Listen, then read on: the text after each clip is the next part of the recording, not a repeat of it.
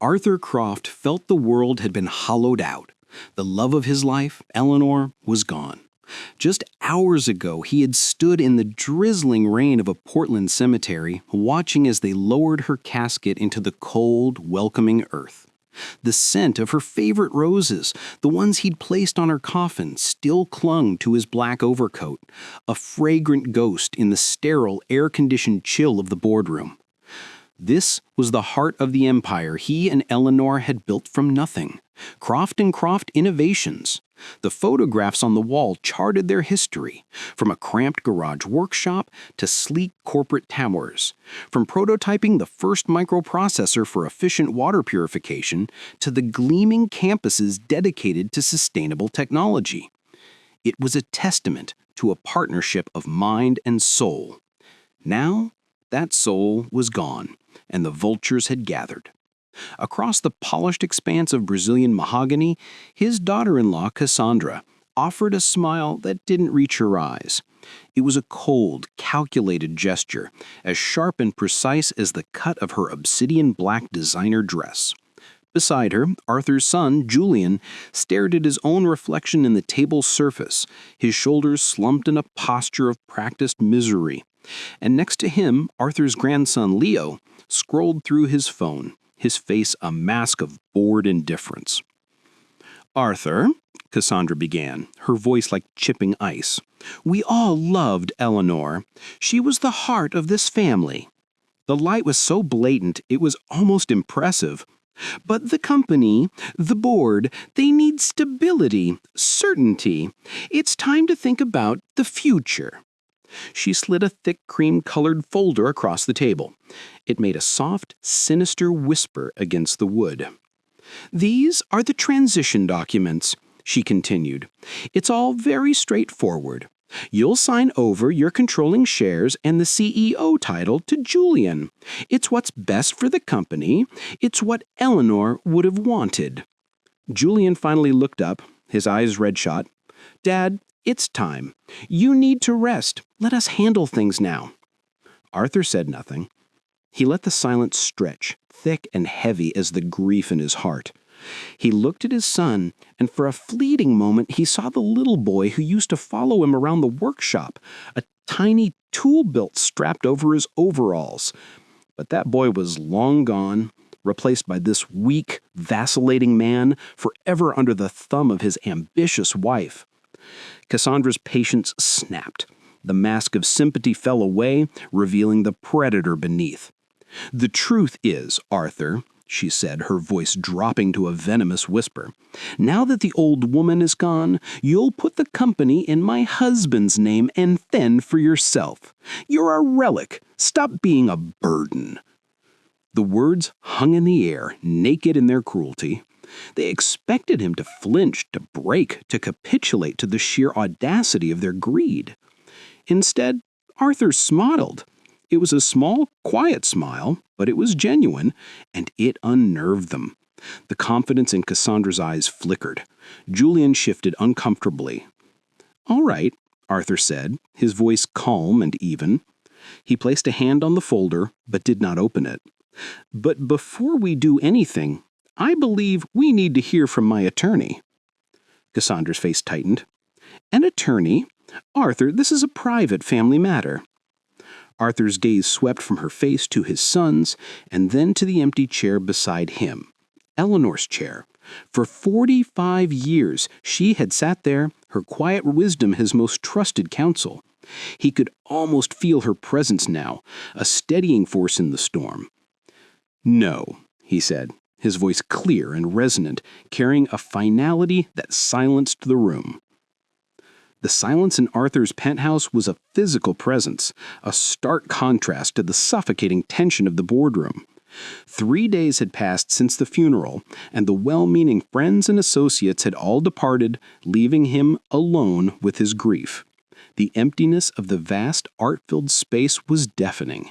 Driven by a need to feel close to her, he found himself in Eleanor's private studio. It was her sanctuary, a room filled with light, canvases, half-finished sculptures, and the lingering scent of turpentine and her jasmine perfume. He wasn't cleaning, not really. He was adrift in the sea of her memory, touching the brushes she'd held, the books she'd read. Grief makes one clumsy. As he reached for a heavy art folio on a low shelf, his elbow knocked against her sturdy, paint-stained drafting table. The folio slipped, hitting the floor with a dull thud, spilling a cascade of landscape sketches across the polished concrete. Cursing his own frailty, Arthur knelt, his old bones protesting. As he gathered the papers, his eyes caught an anomaly, a floorboard beneath the table. One among many was slightly raised, a hairline crack of shadow betraying its looseness. He'd walked over the spot 1,000 times and never noticed, but today, in the slanted afternoon light and the profound quiet, it seemed to call to him. His heart hammered against his ribs. He worked his fingers into the narrow seam, his nails scraping against the old wood. With a soft, reluctant groan, the plank lifted. Nestled in the shallow cavity was a box. It was made of dark, rich cherry wood, polished to a soft sheen, unadorned but for a small silver clasp. It felt heavy in his hands, heavy with secrets. It wasn't locked. He lifted the lid, the scent of cedar and old paper wafted out. Inside, resting on a bed of deep blue velvet, were 3 objects: a single, delicate curl of baby hair, fair as corn silk, tied with a faded red thread, a yellowed, official-looking birth certificate for one Julian Arthur Croft, and beneath them a thick envelope of heavy, cream-colored stationery. His name, Arthur, was written on the front in Eleanor's elegant, unmistakable script. His hands trembled as he broke the dark red wax seal, embossed with her initials. He unfolded the pages, his vision blurring. My dearest Arthur, my love, if you are reading this, then I am gone, and I have left you with a truth I was too much a coward to speak in life. A truth that has been my constant companion, my deepest shame, and my most guarded secret for 43 years. Please, my darling, find it in your heart to forgive me for my silence. The boy we brought home from St. Jude's Hospital, the boy we named Julian, the boy we raised and loved with every fiber of our being, was not the son I gave birth to. Our son, our true Julian, was born with a congenital heart defect. He was so small, so perfect, and so very fragile. He lived for only 8 hours. The doctors told me he was gone while you were downstairs calling our families with the joyful news we had both awaited for so long. The pain, Arthur. It was an abyss. I felt my own heart shatter into a million pieces. In the room next to mine, there was another baby, a healthy, strong boy. His mother was a young, terrified girl, utterly alone, who had already signed the adoption papers. A nurse, a weary, kind-hearted woman named Agnes, who had seen too much sorrow, came to me in my grief-stricken stupor. In a moment of madness, of a despair so profound that it obliterated all reason and morality, she offered me a choice. She said the records could be adjusted, that I could take home a healthy baby boy and you would never have to know the soul-crushing pain of losing our son. I know it was a monstrous sin. I know it was a betrayal of you, of our marriage, of God. But in that moment, all I could see was your face, the unbearable devastation I would have to put there. I couldn't do it, so I said yes. We came home with Julian, and I loved him, Arthur. I swear to you on my life, I loved him as my own. Every feverish night, every skinned knee, every school play, every proud graduation, that love was real. It became real. But it was a love built on a lie, and I have paid for it every single day since. I kept the secret because I was a coward. I was afraid the truth would break you, that it would destroy the beautiful life we had built together. But a lie, once planted, grows like a weed, and now its poisonous tendrils are choking us. I see the woman our son married. Cassandra is not just ambitious, Arthur. She is avaricious, and she has poisoned his mind. She has taken his weaknesses, his need for approval, his insecurity, and twisted them into a sense of entitlement. They look at you now, and they do not see a father, they see an obstacle. They will try to take everything from you, not to nurture our legacy, but to consume it, to sell it off piece by piece for their own luxury. I can no longer stand beside you to fight this battle, so I am giving you a weapon from the past. This secret was my shame, but now it must be your shield. Use it, my love. Forgive me for a lifetime of deception, but please do not let them destroy what we built. Protect our legacy. Protect what is rightfully yours. With all my love, for now and always, Eleanor. The letter fluttered from his numb fingers onto the velvet. The world tilted, the solid foundation of his life crumbling into dust. 43 years. The son he had coached through Little League, whose college tuition he had proudly paid, whose own son he had bounced on his knee, was a stranger. The grief for Eleanor was now a tangled, monstrous thing, intertwined with a hollow, aching sorrow for the infant son he never knew he had lost, and for the magnificent, flawed woman who had carried this unbearable weight alone. He sat on the cold floor for a long time. The cherrywood box a silent witness.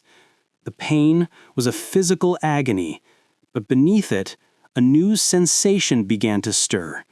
Not hot anger, but a cold, diamond-hard resolve. She had given him his final orders. She had asked him to protect their legacy. He would not fail her. Picking up his phone, his fingers clumsy, he scrolled to a single name.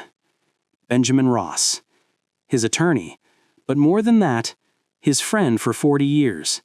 The man who had handled their first business license, who had been a guest at their dinner table more times than he could count. "Arthur," Benjamin answered on the second ring, his voice warm with concern. "I was just thinking of you. How are you holding up?"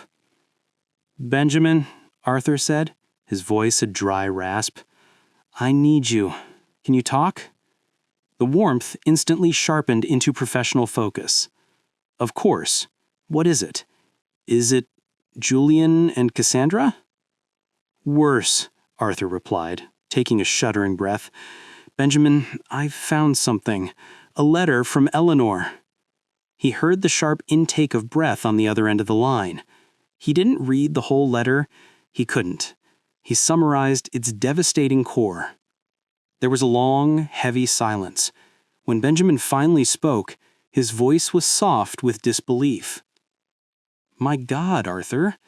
And Julian, he's not my son," Arthur finished, the words tasting like ash.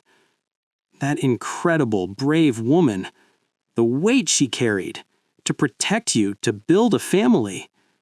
He paused, and Arthur could almost hear the gears shifting in his brilliant legal mind. The friend was receding, the strategist taking over. "Arthur, listen to me. Eleanor wasn't just confessing. She was arming you. This letter is our map, but it's not our weapon. Cassandra will call it a forgery, the ramblings of a sick woman. Our weapon has to be science.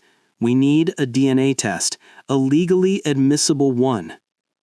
"How?" Arthur asked, his voice barely a whisper. "We can't ask him without tipping our hand." "Leave that to me," Benjamin said, his voice grimly confident. "Julian had his appendix out at 15. Portland General keeps surgical tissue samples for decades. We can get a quiet court order for that and use your own medical records for comparison. It will be clean, undisputable." "And the other part?" Arthur asked, his voice barely a whisper. "Her real son?" "I'll engage an investigator, the best, Silas Vance. He's expensive and utterly discreet. Eleanor gave us a date, a hospital, and the circumstances of the birth mother. It's a long shot after 43 years, but it's a start. We will find him, Arthur." When Arthur hung up, The crushing weight of helplessness had lifted, replaced by a cold, clear purpose. He was no longer a grieving widower. He was a general preparing for war. Eleanor had not left him defenseless. She had provided the intelligence, and he had just activated his most trusted ally. The next meeting with his family would not be a surrender. It would be a carefully laid ambush. In the days that followed, Arthur moved through his life like a ghost, but a ghost with a mission. His grief was now a tool, a performance to lull his adversaries into a false sense of security. He allowed Cassandra to see his frailty, his confusion. He let Julian believe he was succumbing to the weight of his loss.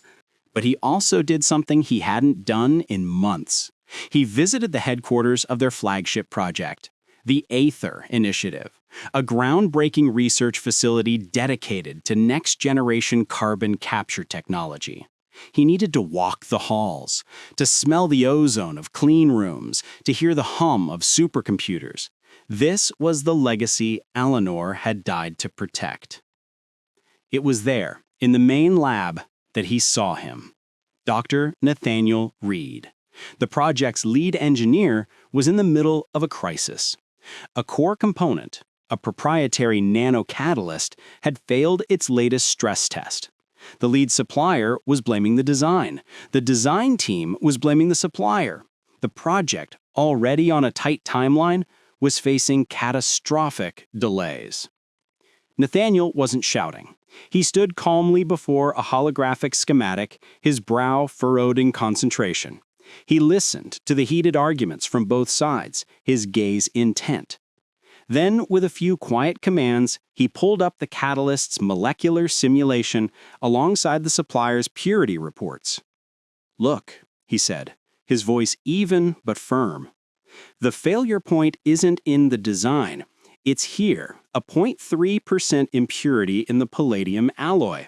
It's creating a cascading weakness under thermal stress.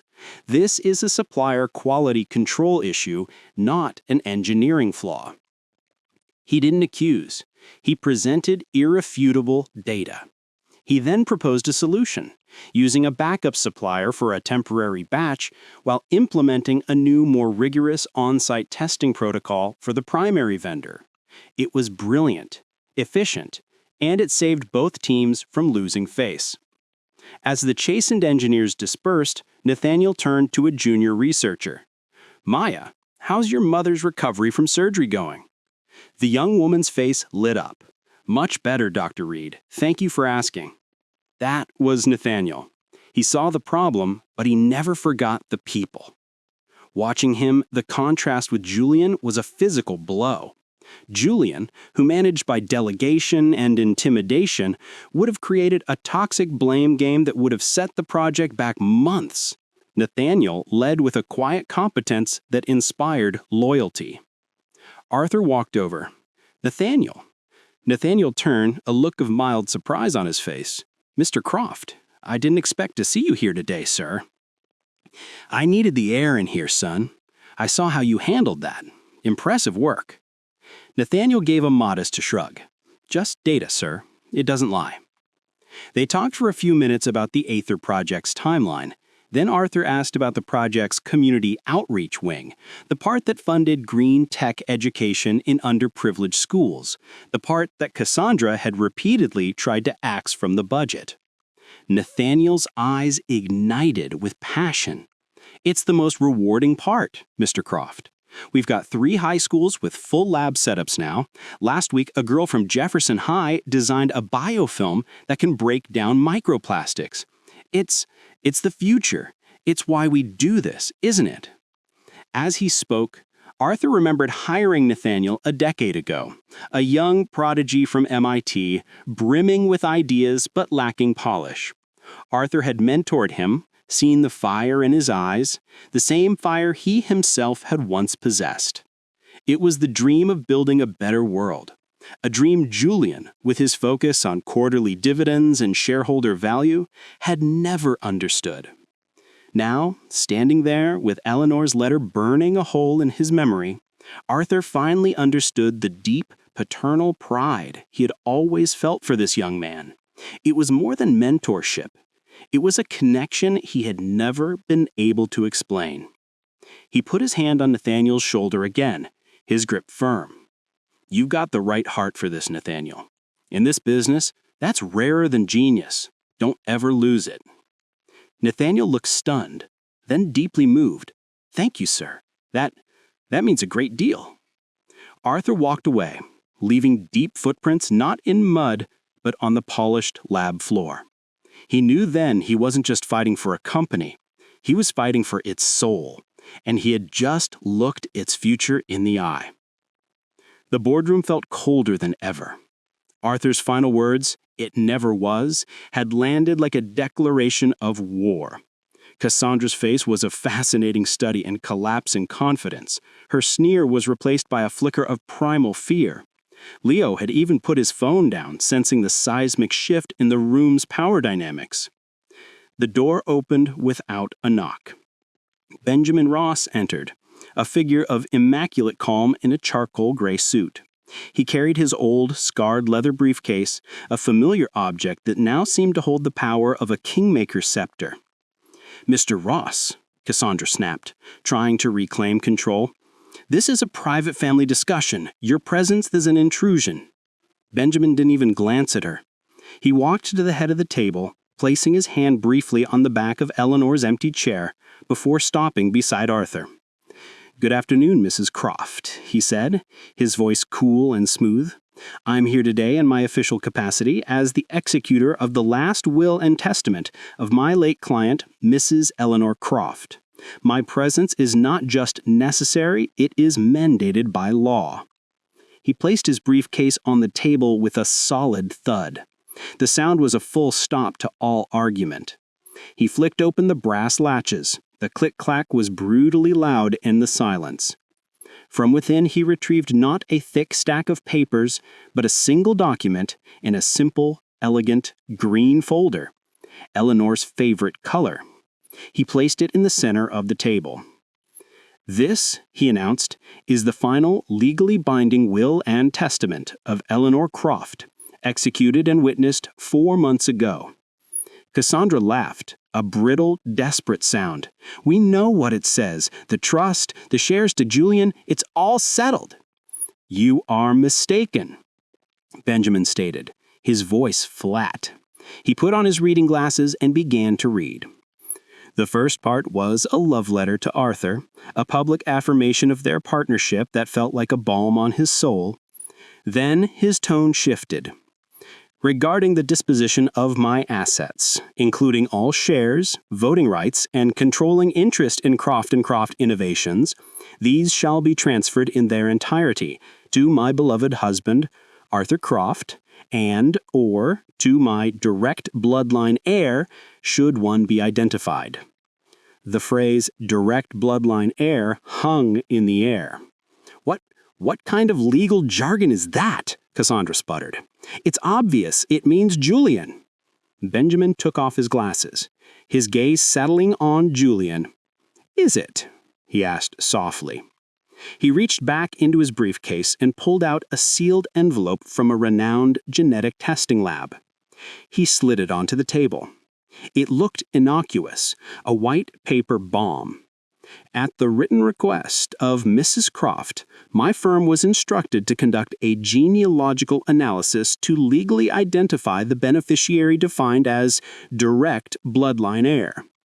With a silver letter opener, he slit open the envelope. The sound was the tearing of a life. He pulled out the single-page report.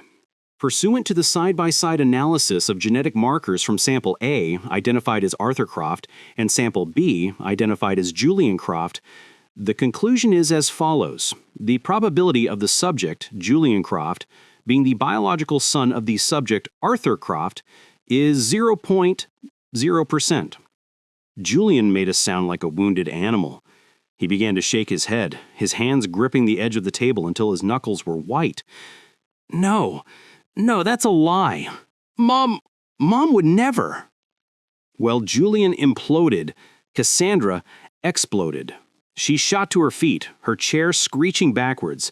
"You!" she shrieked, pointing a trembling finger at Arthur. "You vile, pathetic old man! You forged this! This is your sick, twisted revenge because you've lost control."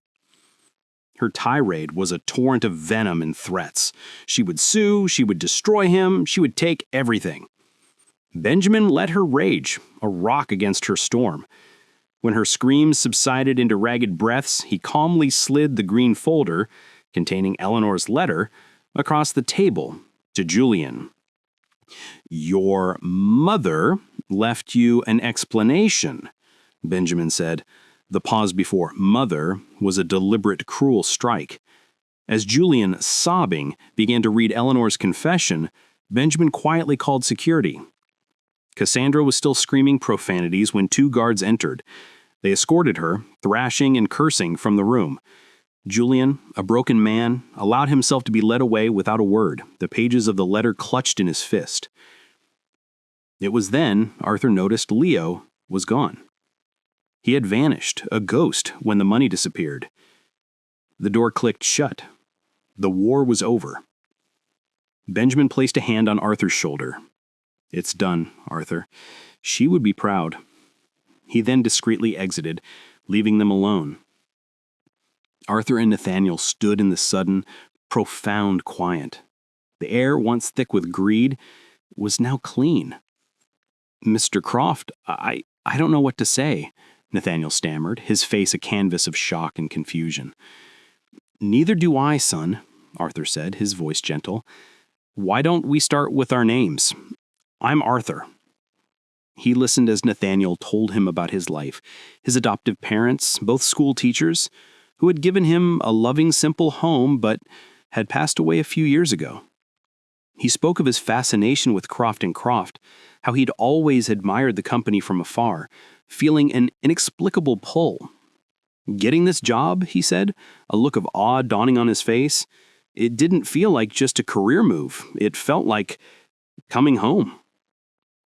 Arthur felt the truth of it, the invisible hand of fate and of a mother's love guiding this good man to him. "Nathaniel," Arthur said, turning to face him fully, "your mother's legacy, and mine, isn't about stock portfolios or corporate titles. It's about the air a child breathes because of our filters. It's about the clean water in a village because of our systems. It's about giving a young mind the tools to build a better world. I've seen that same purpose in you since the day you walked through our doors." He looked the young man in the eye. Would you like to help me keep building?" A slow, radiant smile spread across Nathaniel's face, a smile that held the promise of a future Arthur thought he had lost. In it, he saw Eleanor. He saw his son.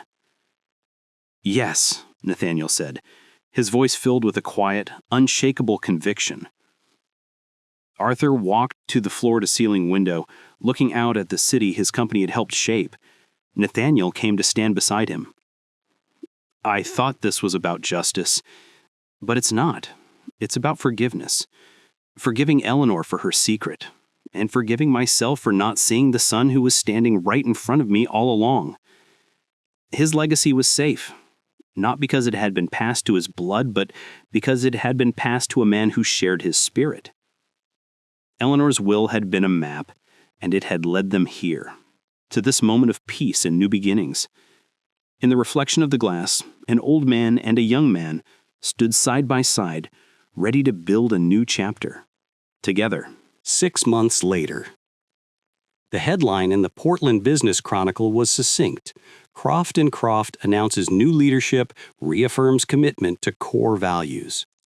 The article detailed Arthur Croft's transition to Chairman Emeritus and the appointment of Dr. Nathaniel Reed as the new Chief Executive Officer.